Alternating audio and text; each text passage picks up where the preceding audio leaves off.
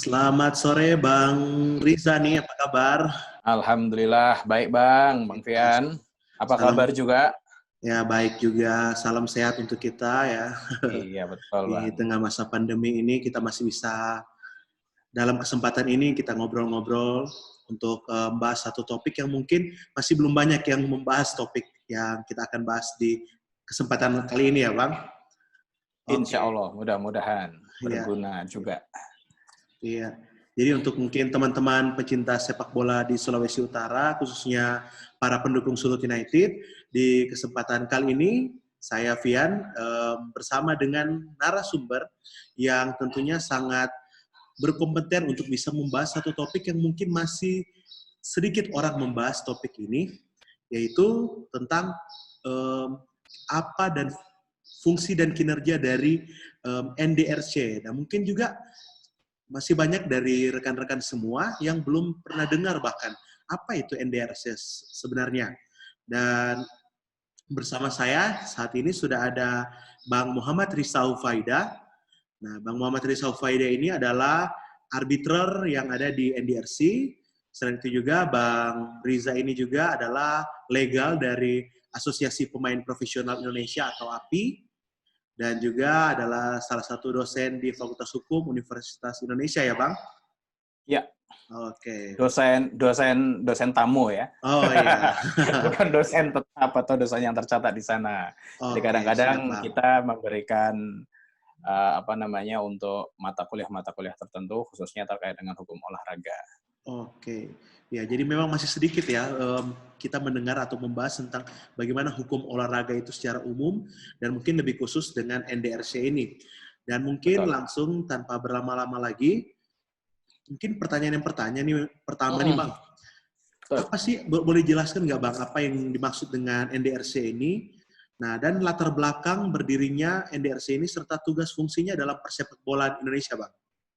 Ya, ya. Terima kasih Bang Fian. Ya, Jadi memang ini NDRC ini masih baru sekali di sepak bola Indonesia.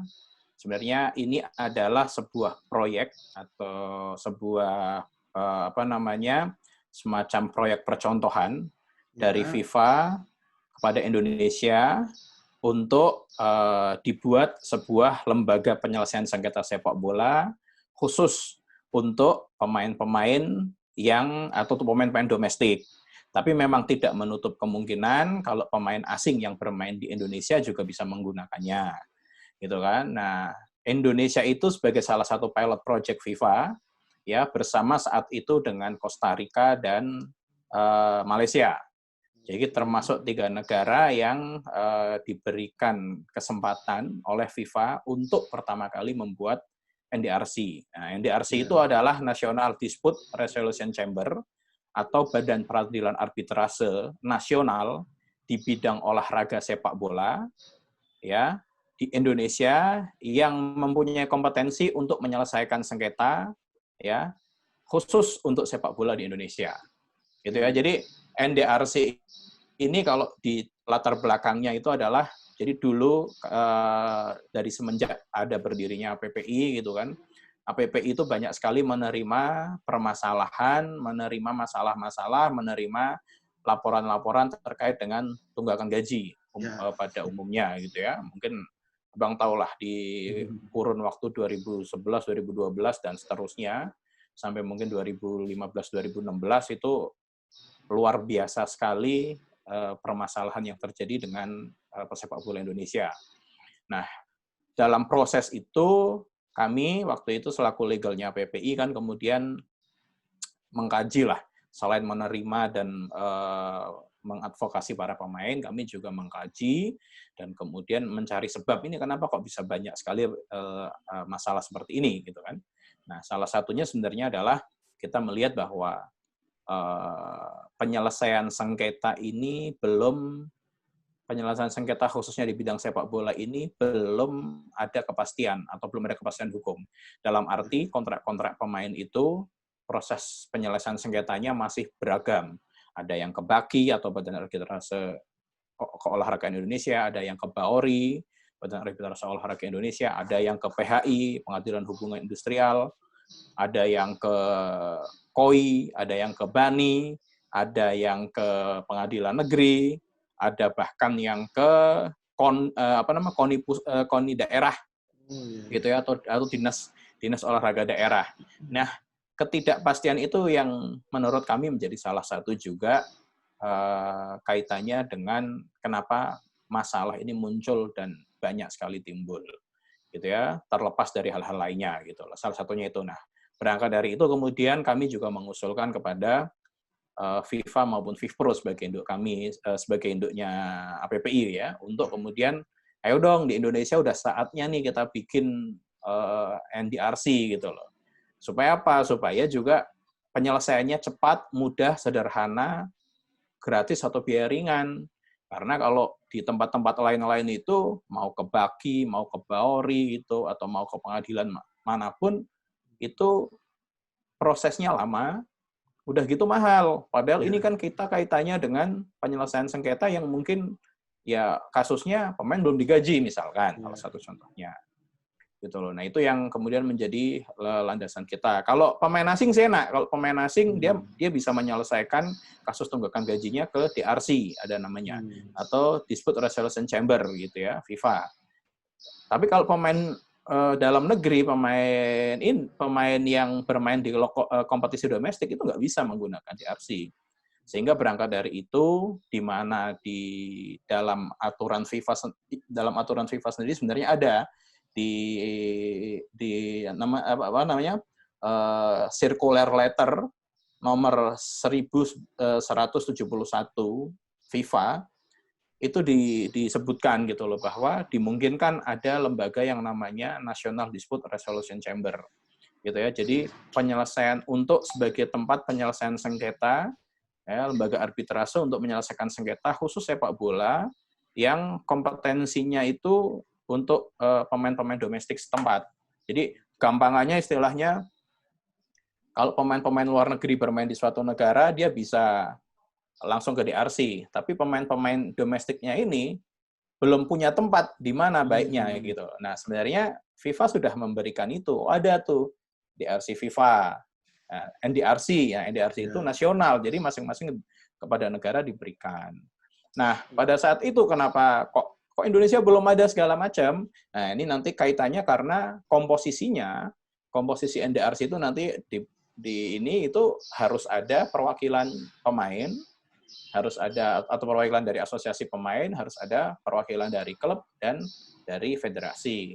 Nah, dulu sebelum APPI dalam tanda kutip diakui oleh PSSI, ya susah untuk membuat karena perwakilan pemain tidak pernah dianggap ada. Nah, baru kemudian atas desakan kita, atas ya mungkin macam-macam dalam proses perkembangannya, di 2017 itu FIFA hadir ke Indonesia di bulan Februari, lalu membuat semacam pilot project bersama dengan Costa Rica dan Malaysia untuk membentuk NDRC. Nah, itu sejarahnya NDRC di Indonesia. Nah, kita saat itu APPI sebagai perwakilan pemain bersama dengan perwakilan klub gitu ya, yang saat itu diwakili oleh dari Persib Bandung, dari Arema dan Semen Padang gitu ya, dan juga dari PSSI itu terus membahas mengenai regulasinya.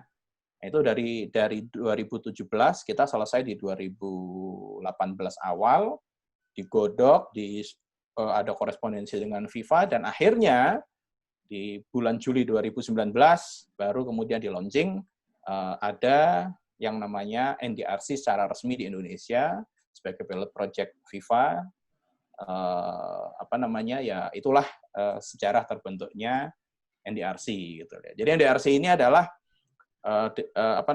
forum atau lembaga penyelesaian sengketa khusus sepak bola di Indonesia untuk pemain-pemain domestik Indonesia, tapi juga tidak menutup kemungkinan pemain asing pun yang bermain di Indonesia bisa menggunakan NDRC ini untuk menyelesaikan sengketanya. Jadi tidak perlu ke DRC. Ya. Tapi kalau sudah ke NDRC, pemain asing nggak boleh lari ke DRC lagi. Gitu. Oke. Nah, kurang lebih begitu, Bang Fian. Berarti bersyukur juga ya Indonesia bisa dijadikan pilot project juga dari FIFA untuk Betul. adanya NDRC ini. Dan mungkin Betul. kedepannya di banyak negara juga mungkin akan menerapkan program NDRC ini juga ya Bang, untuk terkait permasalahan hukum yang ada di persepak bolaan. Betul. Saya kira pasti ya, Ya. karena melihat kebutuhan. Artinya FIFA kalau di masing-masing federasinya nggak ada NDRC, mereka pasti akan sangat kewalahan menerima kasus-kasus yang terjadi. Bayangin aja misalkan Indonesia gitu atau di mana gitu kan. Kasus-kasus semuanya lari ke DRC. Ya akan akan akan berat lah buat mereka. Sementara kan mereka mungkin ininya banyak. Nah, cuman kalau ada NDRC kan akan lebih mudah, akan lebih enak gitu. Dan ini juga sebenarnya sangat penting gitu loh untuk menunjang segala sesuatunya, menunjang keprofesionalan, menunjang dan segala macamnya yang pasti positif untuk perkembangan sepak bola itu sendiri. Karena ya itu tadi aman, istilahnya ada kepastian hukum lah untuk penyelesaian sengketa itu adalah penyelesaian sengketa itu ya diselesaikannya udah jelas nih di NDRC misalkan. Entah NDRC Indonesia, ya NDRC masing-masing itu. Jadi saya kira ini satu ya mudah-mudahan Indonesia udah jalan setahun ini gitu ya, udah jalan setahun lebih. Itu saya kira perkembangannya cukup bagus dan mudah-mudahan FIFA juga apresiasi gitu ya karena kita juga udah menerima banyak kasus dan berhasil menyelesaikannya. Gitu. Sehingga nanti mungkin ini suatu pilot project yang mudah-mudahan dianggap berhasil dan kemudian bisa dikembangkan di negara-negara lainnya. Oke, gitu, Bang. Fian. Nah, lanjut lagi nih Bang kita ngobrol-ngobrolnya nih. Nah, kalau kasus-kasus di NDRC ini kan nanti akan ditangani oleh para arbiter kan, seperti Bang Risa dan teman-teman yang lain. Nah, kira-kira Bang bisa dijelaskan gimana latar belakang arbiter dan proses penunjukannya seperti apa orang-orang yang ada di arbiter NDRC ini, Bang? Iya, betul. Nah, ini untuk arbiter, jadi kita itu ada namanya regulasi NDRC gitu ya, atau regulasi yang terkait dengan National Dispute Resolution Chamber. Di situ selain diatur tentang hukum acaranya, juga diatur tentang teknis-teknis atau substansi-substansi yang menjadi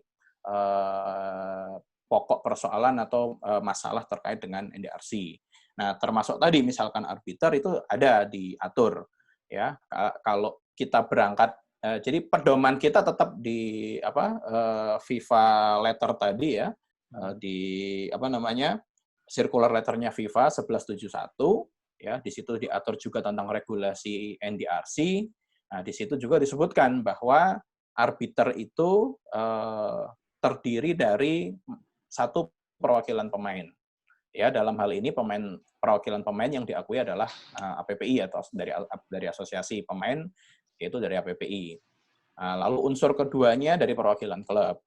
Ya, dari perwakilan klub ini memang belum ada asosiasi klub gitu ya, tapi kemudian memang di antara mereka mungkin sudah menunjuk atau beberapa yang kemudian juga ada dan menjadi arbiter di NDRC. Ya, itu unsur keduanya dari perwakilan klub. Nah, unsur yang ketiganya adalah dari pihak federasi. Ya, dan ini dari pihak federasi ini kita berikan jadi diatur keanggotaan arbiter yang di tingkat pertama. Jadi ada dua tingkat ya, tingkat pertama dan banding di NDRC Indonesia itu. Nah, di tingkat pertama itu kita ada 12 arbiter. 12 arbiter itu komposisinya 5 dari perwakilan pemain, 5 dari perwakilan klub.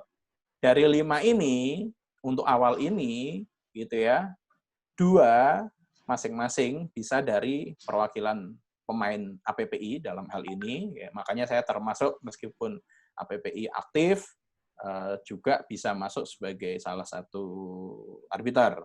Gitu ya. Ada 2 dimungkinkan, dan juga dari perwakilan klub sama. Meskipun dia masih aktif di klub, dia tetap bisa menjadi arbiter, itu ada. Nah, nanti 3-nya adalah di luar APPI-nya atau di luar perwakilan klubnya. Gitu ya. Jadi dia adalah profesional. Dalam hal ini salah satu syaratnya ya mesti sarjana hukum atau advokat. Nah, kemudian dari 5 masing-masing 5 ini memilih nanti ada 2 sebagai ketua dan wakil ketua. Ketua dan wakil ketuanya bukan dari perwakilan pemain atau perwakilan klub. Ya, ketua dan wakil ketuanya adalah dari dalam hal ini profesional atau dari pihak federasi. Nah, ketua dan wakil ketua ini dipilih oleh, atau bukan dipilih, disepakati lah oleh perwakilan pemain dan perwakilan klub untuk menduduki jabatan ketua dan wakil ketua tersebut. Nah, dalam konteks ini, kita serahkan ketua dan wakil ketua ini biasanya dari federasi. Tapi juga nggak boleh sembarangan, karena ketua dan wakil ketua ini harus punya basic advokat. Karena berkaitan dengan proses penyelesaian perkara. Gitu. Kurang lebih seperti itu, Bang Ivan, terkait dengan latar belakang arbiter gitu. Dan penunjukan. Nah, nanti kalau penunjukannya, kalau penunjukannya ya nanti ketua dan wakil ketua pertama kan akan menerima kasus misalkan, kemudian mereka akan dari ketua itu akan menentukan. Ya, jadi arbiter itu nanti yang menangani perkara itu minimal 3, maksimal 5. Ya, dari taruhlah 3 ini gitu ya. 1 adalah perwakilan pemain, 1 arbiter lagi adalah perwakilan klub, dan yang 1 lagi ketua atau wakil ketua. Jadi ketua dan wakil ketua ini adalah pihak netral. Dalam hal ini biasanya kita memang menunjuk misalkan dari federasi, gitu kan. Susunannya seperti itu. Kalau 5 juga sama, berarti 2 perwakilan pemain, 2 perwakilan klub, dan ketua atau ketua majelisnya adalah ya antara ketua atau wakil ketua arbiter tadi, ketua atau wakil ketua NDRC tadi, gitu Bang. Sip. Jadi kita makin jelas ya tentang tugas fungsi dan selanjutnya para arbiter, latar belakangnya seperti apa. Jadi bagi teman-teman sekalian yang sebelumnya belum paham apa yang dimaksud dengan NDRC ini, sekarang tadi Bang Risa udah menjelaskan cukup detail tentang apa tugas dan fungsi NDRC dan juga latar belakang para arbiter juga yang ada di NDRC. Dan selanjutnya nih Bang, kita mau ngobrol juga nih tentang sejak berdirinya NDRC tadi kalau nggak salah udah mulai jalan 2019 ya. 2017 mulai terbentuk, 2019 sudah mulai menangani kasus mungkin ya Bang? Betul.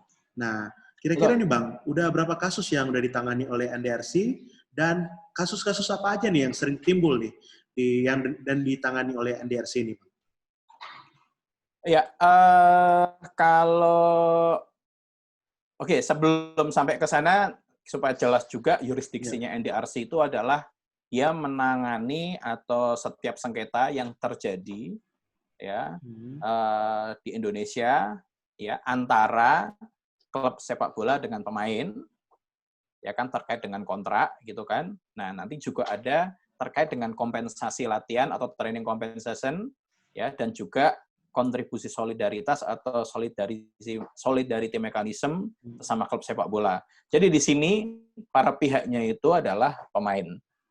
Kemudian klub bola, ya, klub sepak bola, yang ketiga adalah sekolah sepak bola. Ya, jadi ini supaya bisa dipahami. Kalau mungkin sekarang masalahnya yang banyak adalah ya pemain dengan klub. Karena mungkin masalah gaji, masalah tidak disiplin, dan segala macam. Dan mostly kasus seperti itu. Tapi sebenarnya NDRC ini juga bisa menangani sengketa antar klub sepak bola.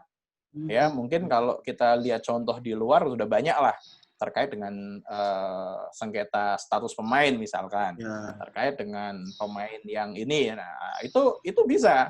Jadi kalau ada sengketa antara klub sepak bola pun bisa diajukan kepada NDRC. Jadi istilahnya gampangannya semua kasus yang terjadi di sepak bola dalam konteks lingkup sepak bola Indonesia ini boleh diajukan ke NDRC. Tapi harus 3 tadi, pemain, klub sepak bola, dan SSB. Nah, SSB ini kenapa kaitannya? Nah, kaitannya dengan tadi, training compensation atau solidarity mechanism. Jadi mungkin Mas Fian tahu atau teman-teman supporter pasti tahu lah gitu ya, kasus misalkan kayak Sergio Van Dijk ya, misalkan yang Persib Bandung dulu. Dia ketika klub lamanya ketika dikontrak, maka SSB sebagai tempat dia pertama kali berlatih itu punya hak untuk memperoleh bagian dari kontrak atau transfer tersebut. Nah, itu juga ada terjadi gitu ya. Nah, ini dimungkinkan nanti kalau ada masalah seperti ini ya, misalkan Mas Fian punya anak gitu kan, anaknya main di SSB mana, gitu kan, tiba-tiba anak tersebut karena punya bakat diambil oleh klub, itu harus ada perjanjiannya.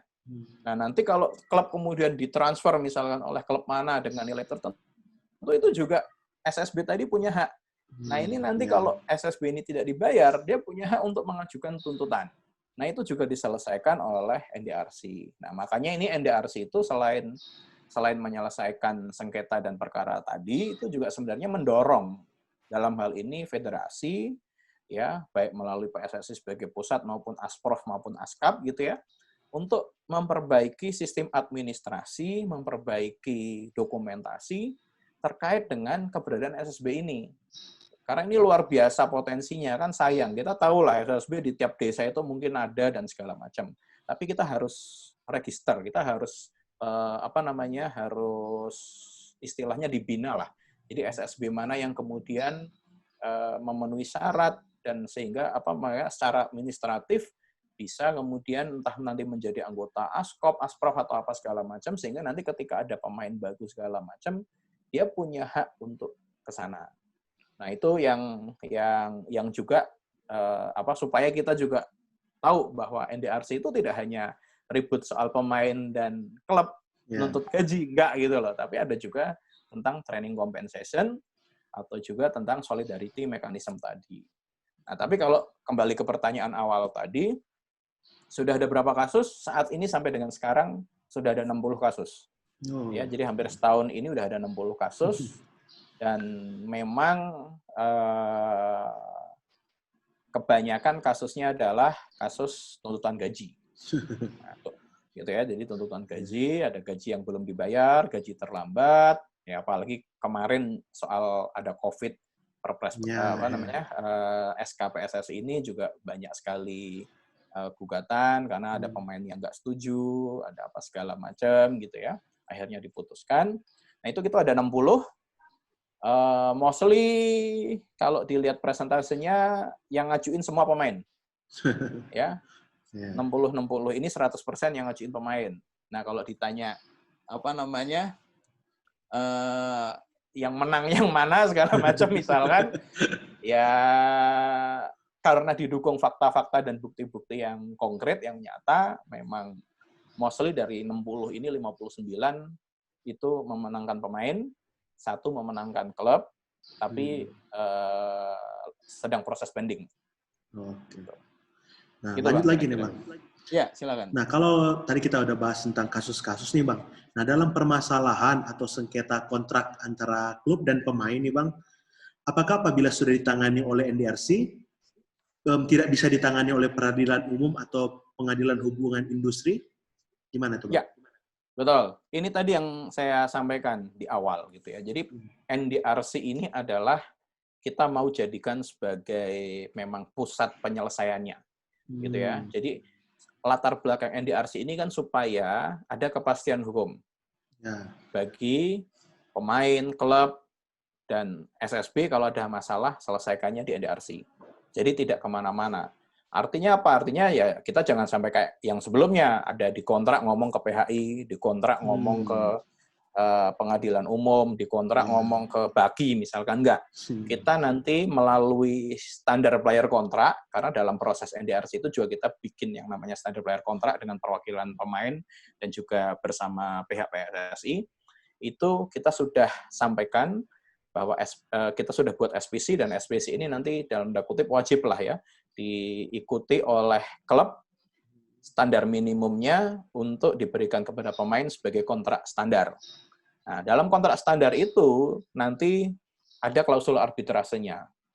Klausul arbitrasenya kita tulis di situ, setiap perselisihan sengketa gitu ya ibaratnya disampaikan atau diperiksa dan diputus oleh NDRC.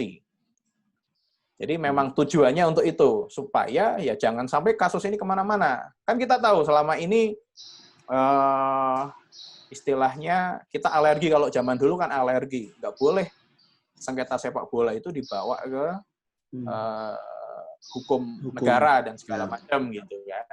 Ya sepanjang itu belum ada, waktu itu belum ada NDRC, nggak masalah, karena memang dimungkinkan Ya mungkin ingat kita ada kasus Bambang Pamungkas, Leo Saputra, kita ajuin gugatan ke Pengadilan Negeri Jakarta Pusat pada saat itu, ya kan. Ada beberapa juga yang kita sampaikan ke PSSI gitu. Itu memang memungkinkan. Tapi kalau sekarang semuanya sudah ke sini, sudah kita arahkan ke NDRC. Nah, kenapa arahkan ke NDRC? Ya karena itu tadi, satu, secara kompetensi penyelesaian memang di situ. Yang kedua, arbiter-arbiternya juga lebih memahami pasti tentang sepak bola Indonesia. Karena kalau ini dibawa misalkan keluar, ya kita nggak tahu kan, hakimnya kan juga mungkin nggak tahu tentang statuta FIFA, nggak tahu tentang hukum apa di PSSI atau dan segala macam ya. Karena memang landasan nanti kita memutuskan perkara pun adalah yang pertama itu ya statuta FIFA, aturan-aturan FIFA, regulation FIFA, PSSI, tapi tidak menutup kemungkinan juga termasuk hukum-hukum Indonesia kita akomodir. Karena beberapa kasus ya ada, karena ini mungkin kita lihat sebagai sengketa kontrak kerja, ya kita mengacu ke undang-undang kerjaan. Tapi itu boleh. Nah itu dia. Tapi yang paling penting adalah NDRC ini murah, karena bebas biaya. Ya, buat pemain, buat klub, buat apa kalau sengketa di tingkat pertama itu free of charge. Jadi sama sekali nggak ada biaya. Berbeda lah kalau kita ajukan ke sengketa kemana-mana. Dari sisi itu aja udah yang ngapain, kalau dari NDRC ngapain ke sana lagi gitu kan. Yang kedua juga penyelesaiannya singkat. Karena ada batas waktu. Dari permohonan, pendaftaran 5 hari, permohonan 5 hari, jawaban 5 hari, setelah jawaban maksimal 15 hari udah harus putus. Itu artinya sangat cepat dibandingkan dengan lembaga penyelesaian sengketa lainnya gitu loh. Jadi buat apa lagi ke tempat lain? Selain memang ya kalau sudah ke NDRC atau ke ini ya memang udah nggak boleh lagi sengketa sepak bola diselesaikan di luar NDRC tadi. Ya, tapi kita kan nggak bisa halangi orang misalkan nggak mau, saya nggak puas misalkan atau saya nggak mau ke NDRC. Ya boleh aja ngajuin ke pengadilan misalkan. Tapi kan kalau lawannya tahu ya dia pasti akan mengajukan keberatan kompetensi absolut karena sudah ditentukan penyelesaiannya kalau berdasarkan SPC tadi mestinya ke NDRC. Oke. Siap. Jadi makin paham lagi kita ya gimana pola kerja lah dari NDRC. Intinya ya right man in the right place ya. Jadi Bang, jadi biar yang mengatur masalah ini adalah orang-orang yang mengerti dan paham betul terkait sepak bola. Karena kalau ke pengadilan umum mungkin saja majelis hakimnya tidak mengerti dengan statuta FIFA dan lain-lain ya, Bang. Oke. Lanjut lagi nih, Bang nih. Selama NDRC berjalan nih Bang, apakah ada kendala-kendala dalam pelaksanaannya sendiri? Dan selanjutnya kira-kira bagaimana support dari PSSI sebagai induk organisasi sepak bola terhadap pelaksanaan NDRC ini Bang? Ya, kalau kendala tentu banyak ya, artinya karena kan ini pilot project, bahkan FIFA aja masih melabelnya pilot project. Dan ya tentunya kita belum punya patron, kita belum punya ini. Justru kita sekarang yang berusaha menjadi patron lah ya, gitu ya. Betul. Nah, kalau kendala, ya buat kita sekarang yang ada, yang penting jalan dulu, gitu ya. Yang jalan dulu karena ini menurut kita adalah yang terbaik. Ya, menurut kita, menurut perwakilan klub, menurut PSSI, NDRC ini adalah sejauh ini yang terbaik lah yang memang bisa kita kontribusikan untuk ya sepak bola di Indonesia, termasuk dalam hal ini konteksnya penyelesaian. Nah, kendala-kendala ya banyak gitu ya, dari mulai teknis, non teknis dan segala macam. Tapi kita tetap maju, nanti kalau ada kekurangan, ada apa kita evaluasi. Gitu ya. Itu ininya, dan PSSI di sini sebenarnya sebagai pihak yang punya gawe gitu ya, karena NDRC ini adalah bagian dari PSSI sebenarnya, gitu ya, karena ini bagian dari PSSI ya tentunya punya tanggung jawab yang lebih mestinya untuk menjamin bahwa memang NDRC ini bisa berjalan dengan baik, termasuk soal eksekusinya, karena memang kita mengharapkan sekali, karena NDRC ini kan bukan lembaga yudikatif, memutus tapi tidak bisa mengeksekusi. Ya, yang mengeksekusi itu nanti kita sudah harapkannya adalah pada saat proses dari pembentukannya pun kita berharap ada lembaga dan memang ada di PSSI seperti Komdis untuk kemudian bisa mengeksekusi putusan ini atau putusan NDRC kalau pihak klub atau pihak yang kalah tidak mau melaksanakan isi putusan. Nah, gitu mungkin sekarang teman-teman tahulah dari putusan yang hampir memenangkan semua pemain itu mungkin sebagian besar belum bisa dieksekusi. Ya, taruhlah misalkan pemain-pemain dari Kalteng, pemain dari pemain dari Kalteng Putra, PSKC, pemain dari Mitra atau pemain dari Kalteng Putra, ya, atau ada beberapa gitu ya, intinya mereka udah menang. Ya, klub wajib membayar, ada jangka waktu 45 hari, kalau enggak nanti akan ada hukuman tambahan, tidak boleh melakukan aktivitas transfer di tiga open window gitu ya, di 3 jeda transfer lah gitu kan. Nah, itu belum bisa dieksekusi karena ya ternyata yang kita harapkan misalkan kayak Komdis untuk bisa memberikan tekanan lebih kepada klub yang telah diputus untuk bersalah untuk membayar itu ternyata belum melaksanakan tugasnya dengan baik lah gitu loh. Jadi kalau kendala kita sekarang ini adalah buat NDRC adalah soal eksekusi intinya. Ya, kita sudah bekerja dengan baik, kita sudah sudah memutus perkara, sudah menjatuhkan putusan, tapi putusan ini ternyata eksekusinya masih belum secara maksimal dijalankan oleh pihak yang kalah. Gitu. Tapi kan memang itu sebenarnya bukan tugasnya NDRC. NDRC nggak sampai soal untuk mengawasi pelaksanaan putusan seperti apa. Tapi kita harapkan justru dari PSSI. NDRC ini di bawah PSSI, NDRC ini milik PSSI. Jangan sampai putusan NDRC ini justru tidak dihormati dan tidak dilaksanakan oleh misalkan klub atau pemain atau siapapun yang dikalahkan dalam kasus gitu ya. Yang pasti di situ itu adalah anggota PSSI. Kan ini kembalinya sebenarnya ke marwahnya PSSI gitu kan. Jangan sampai putusannya PSSI sendiri diabaikan oleh anggota PSSI sendiri, gampangannya gitulah. Jadi itu yang kita harapkan. Yang kita harapkan adalah ada sekarang putusan-putusan NDRC itu bisa dieksekusi dengan baik dan PSSI bisa membantu pelaksanaan eksekusi ini. Ya, kita contohkan nanti misalkan PSSI melalui lembaga komisi disiplin misalkan. Komite disiplin gitu ya. Ini kalau ada klub yang bandel udah diputus tapi tetap nggak mau bayar, ya Komdis bisa menjatuhkan sanksi gitu loh. Ini putusannya udah ada, udah konkret, udah inkrah gitu loh. Tinggal sekarang ternyata klubnya nggak mau, ya tolonglah PSSI gitu ya, ditindak anggotanya lah. Nah, itulah yang kendala paling besar sejauh ini adalah itu, bahwa putusan-putusan NDRC ini masih belum secara maksimal bisa dijalankan oleh pihak klub atau pihak yang kalah, dan ketika tidak dijalankan ini, ternyata PSSI juga kurang optimal dan kurang maksimal untuk memastikan dan menjalankan bahwa putusan tersebut bisa dilaksanakan.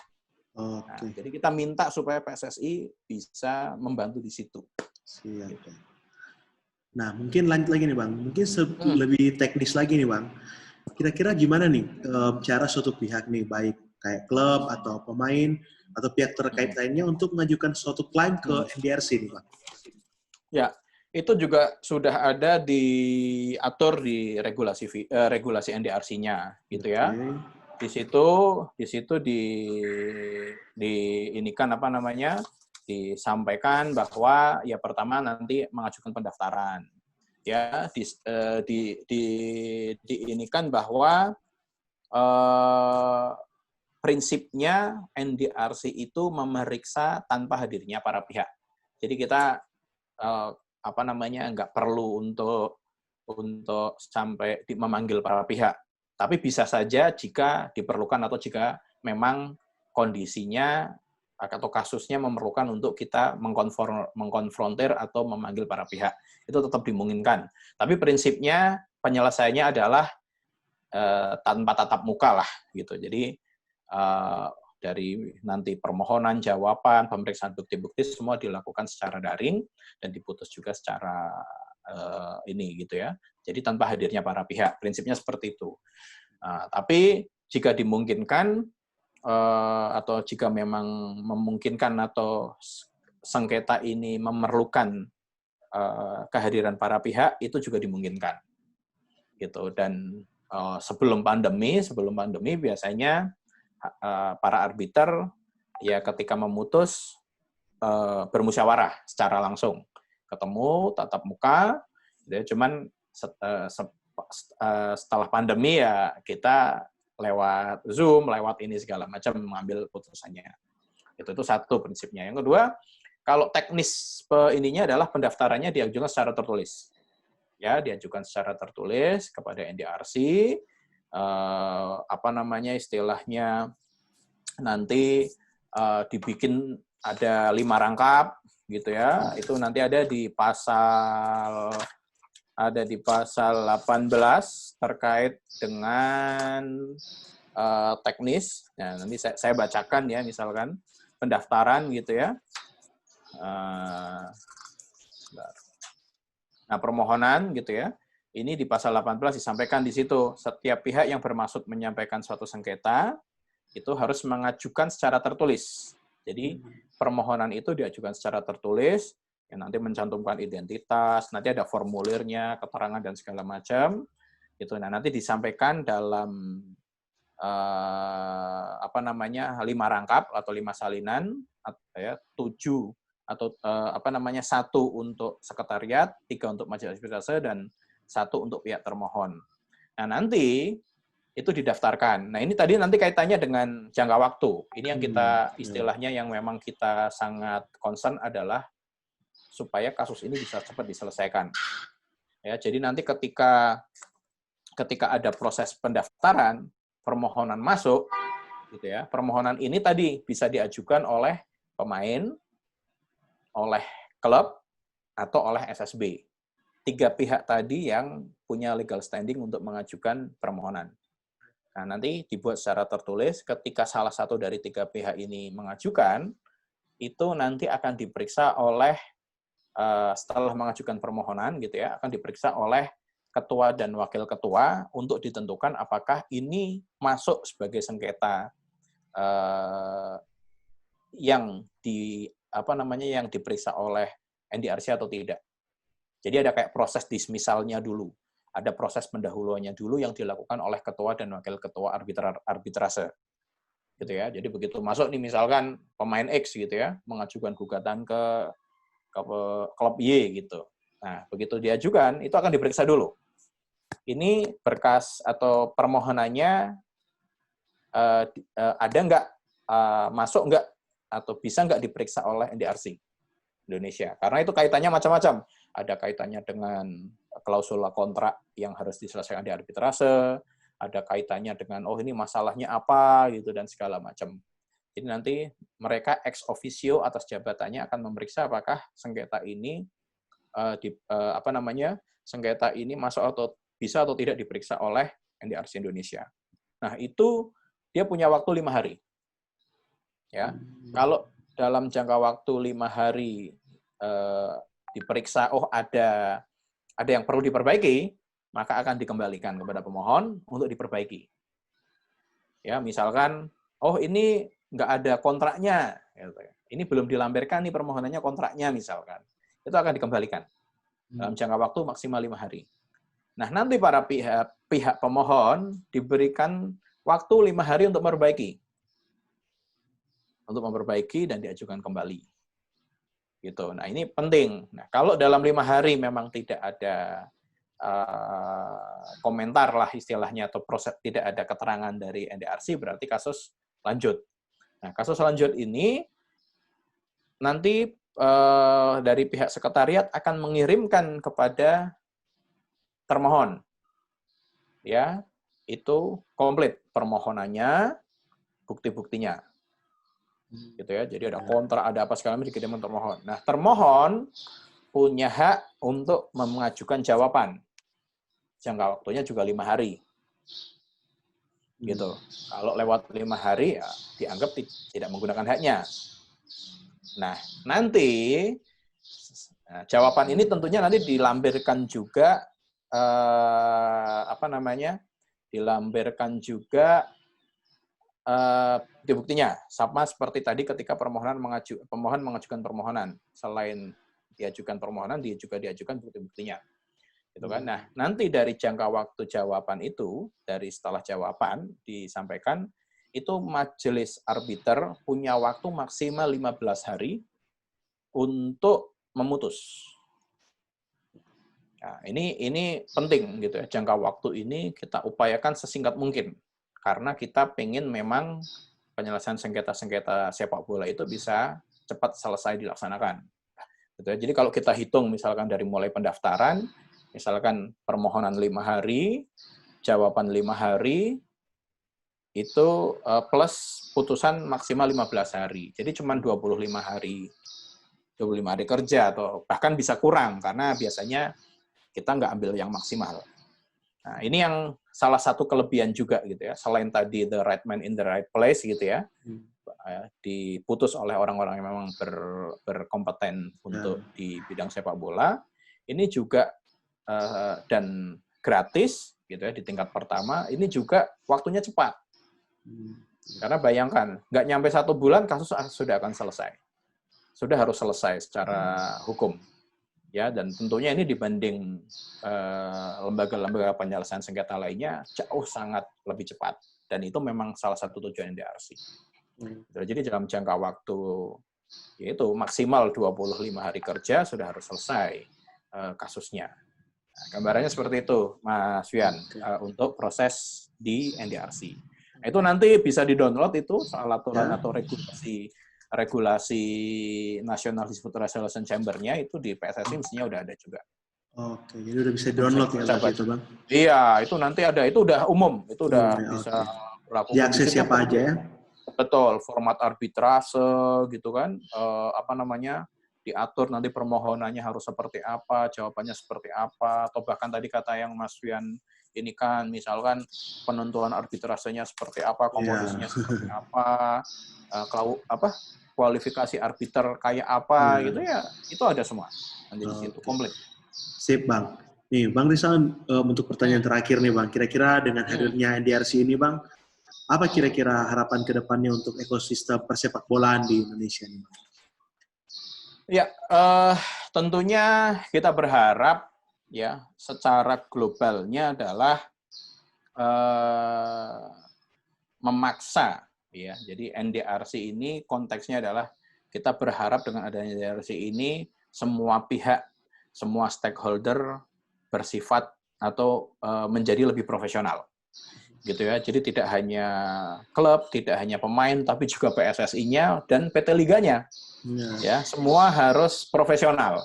Karena ini adalah wujud profesionalisme yang bisa kita bisa kita kontribusikan dari sisi penyelesaian sengketa. Ya, tapi dari sisi penyelesaian sengketa ini guritanya banyak. Gitu ya, kayak tadi misalkan harus sekarang entah pemain, entah klub, entah PSSI dan juga PT Liga harus lebih administratifnya harus lebih tertib. Ya, bahkan sekolah sepak bola pun juga harus begitu. Nah, jadi NDRC ini menuntut semua stakeholder untuk lebih profesional. Sehingga kalau ditanya tadi harapannya apa, ya tentunya harapannya bisa membuat NDRC ini bisa membuat semua stakeholder sepak bola di Indonesia bisa lebih profesional. Sehingga ya kalau semuanya sudah profesional, industrinya maju, prestasi juga akan mengikuti. Nah, itulah yang menjadi harapan kita ke depannya. Karena NDRC itu tadi Mas akan menuntut semua pihak yang terkait dalam sepak bola Indonesia ini untuk lebih profesional. PSSI harus mulai lebih tertib administrasi untuk menertibkan anggota-anggotanya, untuk menertibkan Asprof, Askop, dalam menertibkan SSB. SSB-nya juga harus berbenah, harus lebih teradministrasi, harus mengikuti semua aturan. PT Liga juga, gitu ya, nggak boleh sembarangan karena sekarang sudah ada SPC atau standard player minimum kontrak yang wajib dia jalankan kepada klub-klub dan pemain. Klub otomatis, gitu kan. Klub sekarang udah nggak boleh main-main. Semuanya harus memenuhi syarat untuk klub licensing lah, ya kan, untuk klub profesional. Ada 5 aspek itu tadi lah, legalitas, keuangan, administratif, dan segala macamnya. Termasuk juga pemain. Kita juga buat pemain sekarang nggak boleh sembarangan. Nggak boleh sekarang nggak baca kontrak. Nggak boleh sekarang nggak pegang kontrak. Karena untuk mengajukan gugatan, dia harus punya kontrak. Nggak boleh sekarang dia hanya diintipin jumlah, lalu buat mereka selesai. Nggak boleh. Sekarang dia juga ada APPI, silahkan berkonsultasi dengan APPI, tapi dia juga nggak boleh sekarang harus semua pegang kontrak. Nggak boleh menyepelekan soal hal itu. Jadi itu yang mau kita mau kita paksa lah ya dalam tanda positif kepada para pihak untuk ya akhirnya sekarang harus bersikap profesional. Nah, sehingga memang harapannya NDRC ini adalah para pihak stakeholder yang tadi berobservasi ini menjadi profesional.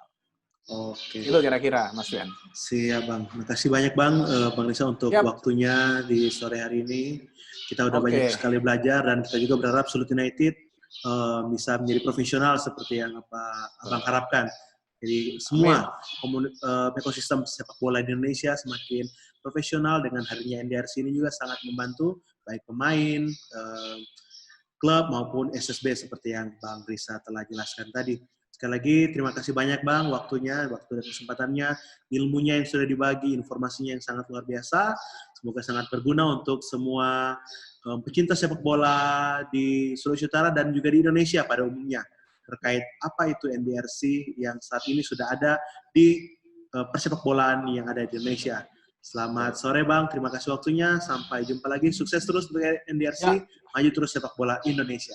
Terima kasih. Sama-sama, Bang Fian. Terima kasih. Salam sepak bola. Salam sepak bola.